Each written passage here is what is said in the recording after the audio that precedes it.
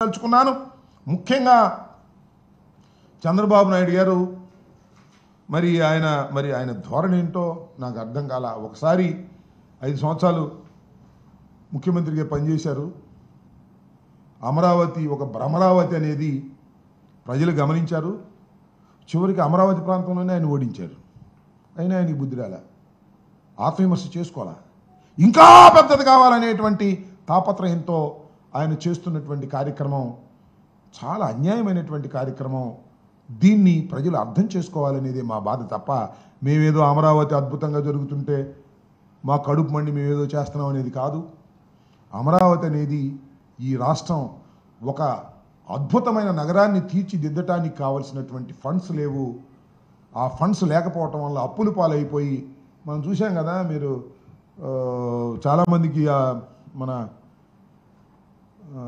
Toll gate దగ్గర ఈ పక్కన ఒక పెద్ద అంతస్తుల మేడ ఉంటుంది చూశారు కదా, వెంజులానో ఏదో. పాపం ఆయన ఇట్టా కట్టి అప్పులు పాలైపోయాడు. చివరికి దానికైతే రాష్ట్రానికి పట్టేటటువంటి పరిస్థితి ఏర్పడేటువంటి అవకాశం ఉందనే విషయాన్ని దయచేసి మర్చిపోవద్దని, ఇలాంటి కార్యక్రమాలు చేయటం చాలా దురదృష్టకరమైనటువంటి పరిణామం. దీన్ని మసిపూసి మారేడుకాయ చేసి ఏదో అద్భుతాలు సృష్టిస్తామనేటువంటి ప్రయత్నం 3 సంవత్సరాల్లో 4 సంవత్సరాలు, ఇప్పటికే 1 సంవత్సరం అయిపోయింది. నేను ఇంకొక విషయాన్ని కూడా చెప్పదలుచుకున్నా. అసలు ఎప్పుడు కూడా ఈ ప్రజాస్వామ్య దేశంలో 5 సంవత్సరాల తర్వాత ఎన్నుకున్న తర్వాత మళ్ళీ 6వ సంవత్సరంలో ఎన్నుకోరో అర్థం కానిటువంటి పరిస్థితులు ఉన్నాయి వాళ్ళ రాష్ట్రంలో, దేశంలో కూడా ఉన్నాయి. కాకపోతే మోడీ గారు 3వసారి ఎన్నిక కాబడ్డాడు, అది వేరే అంశం. కానీ ఒకసారి వచ్చిన ప్రభుత్వం మళ్ళీ వస్తో రాదో తెలియనటువంటి అగమ్య గోచరమైన పరిస్థితులు ఉంటాయి రాజకీయంగా.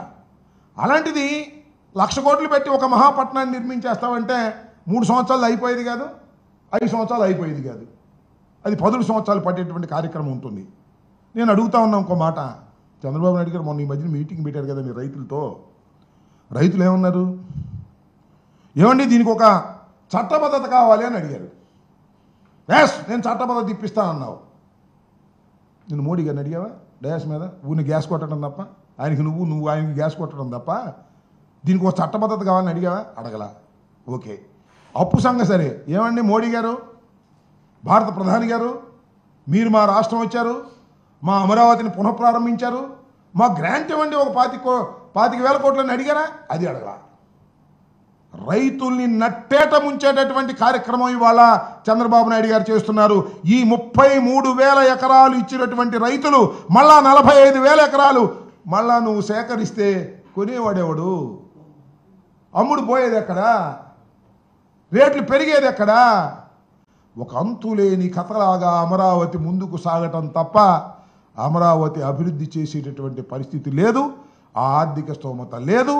వచ్చిన అప్పులు కూడా మీరు ట్రాన్స్పరెంట్గా ఖర్చు పెట్టకోకుండా అవినీతి పరంగా ఖర్చు పెట్టేటటువంటి కార్యక్రమంలోకి మీరు వెళ్ళిపోతున్నారు.